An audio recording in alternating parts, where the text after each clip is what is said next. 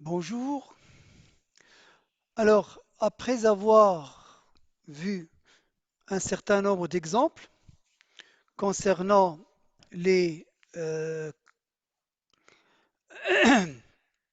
les différentes configurations électroniques, on a vu D3, D4, D2, D5, D6, on a vu aussi bien sûr le D9, etc.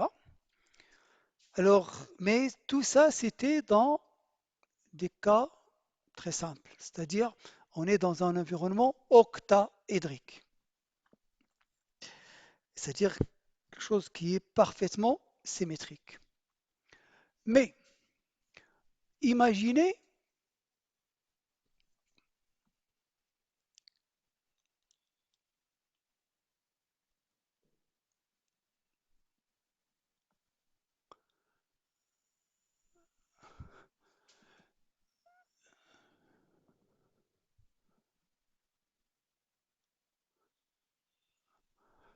imaginez que au lieu d'avoir un octaèdre régulier,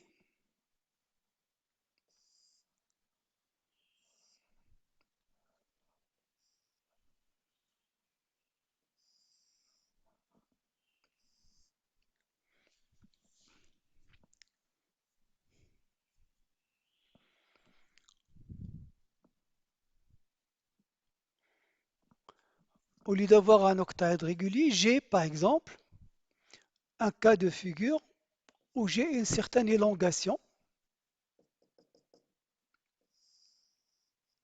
selon l'axe OZ. C'est-à-dire, si j'appelle ça L1, ligande 1, ligande 2, ligande 3, ligande 5, pardon, ligande, ce n'est pas 5, c'est le 4.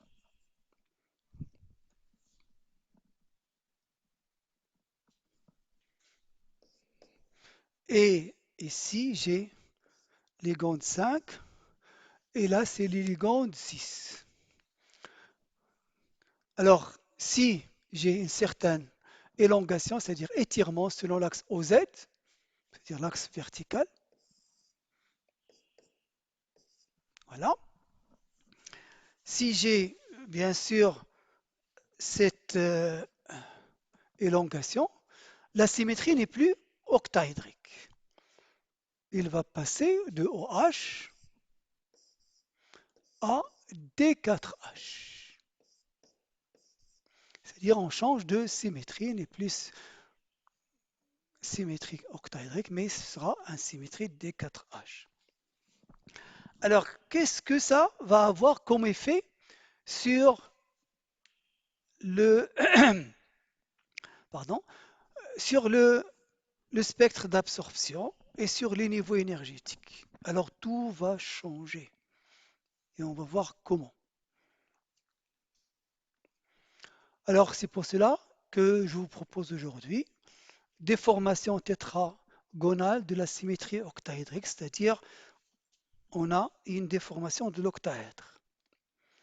Alors, si on va de ces structures cubiques très ordonnées, c'est-à-dire symétriques, octaédriques, vers des complexes de symétrie moins élevés, les spectres deviennent souvent plus compliqués.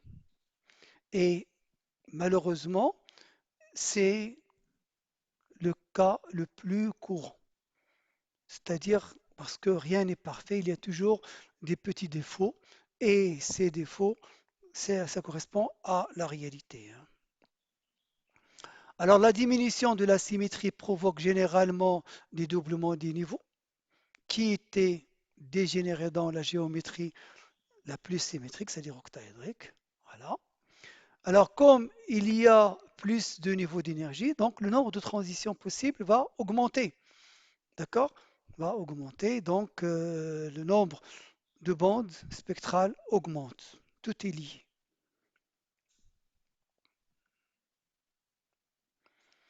Alors si nous remplaçons par exemple dans le complexe ML6, c'est-à-dire octaédrique, deux groupements L pour obtenir soit le 6, soit le trans de MX2L4, la symétrie passe respectivement soit à C2V, soit à D4H.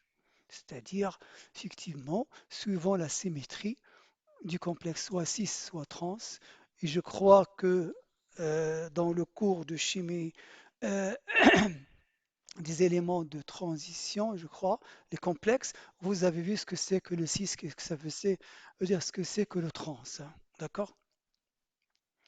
Alors, le composé possède donc quatre ligands peuvent présenter un arrangement différent de la géométrie tétraédrique. C'est possible parce qu'effectivement, on peut imaginer que si on a une géométrie, c'est-à-dire quatre ligands, on peut avoir un tétraèdre. Mais si les ligands sont situés dans le même plan, c'est-à-dire, si je reviens là pour mieux comprendre, si je reviens à ça, imaginez que j'ai pas ça.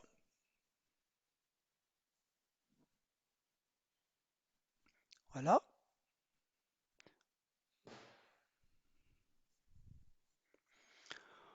C'est-à-dire, j'ai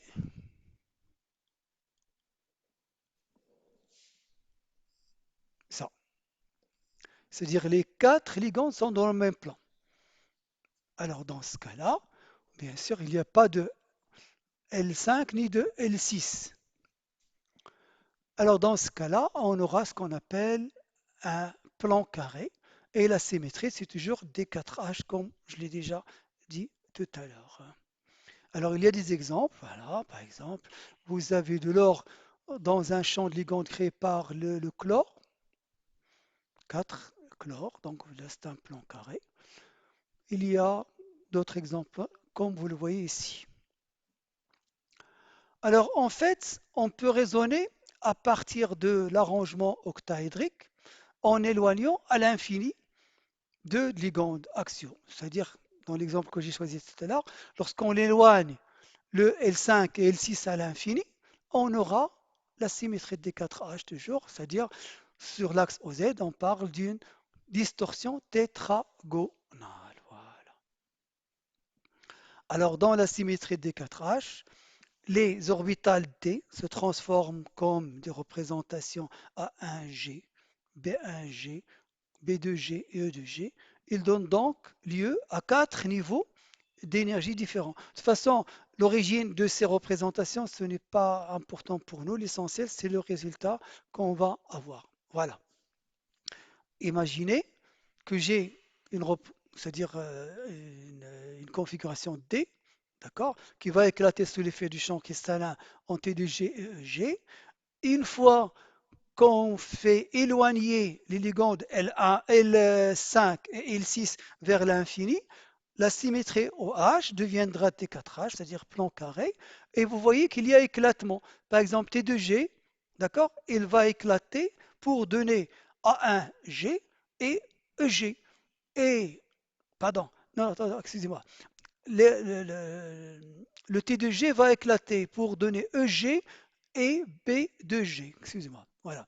Et le EG va éclater pour donner A1G et B1G. Donc vous voyez qu'on n'a plus uniquement deux niveaux, mais on en a un, deux, trois et quatre niveaux. D'accord?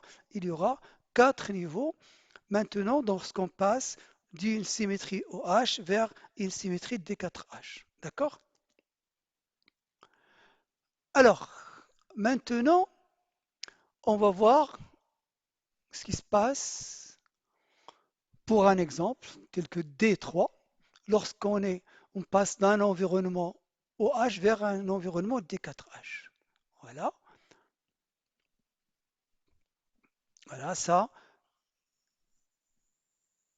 c'est la représentation. Voilà, d'accord? Vous vous rappelez ce qu'on a déjà vu auparavant lorsqu'on a parlé de D3 dans un environnement octaédrique. Ça, ce sont les représentations que vous pouvez retrouver sur le diagramme Tanabe-Sugano. Mais si cet ion D3 est incorporé dans un champ de ligand, il va éclater. Et si cet champ et par exemple, ce n'est plus octaédrique mais tétragonal, qu'est-ce qui va se passer? Il va y avoir éclatement de ces niveaux. Le A, c'est un singlé, donc il ne va pas éclater. Le T, c'est un triplet, donc il va éclater pour donner un doublet, un singlé, c'est-à-dire EG4 et B de G4. T, à son tour, va éclater pour donner EG4 et A de G4. Et T va éclater à son tour pour donner A de G4 et EG4. Donc vous voyez que au départ, dans un environnement octaédrique, on avait un, 2, 3 et 4 niveaux. Mais dans un environnement tétraédrique, vous voyez qu'il y en a un, 2, 3, 4, 5, 6 et 7. 7 niveaux. Donc 7 niveaux, ça veut dire qu'il y aura plus de transitions possibles. Voilà. D'accord? Donc le spectre d'absorption va être beaucoup plus compliqué que dans le cas, bien sûr, euh, d'un environnement octaédrique. D'accord?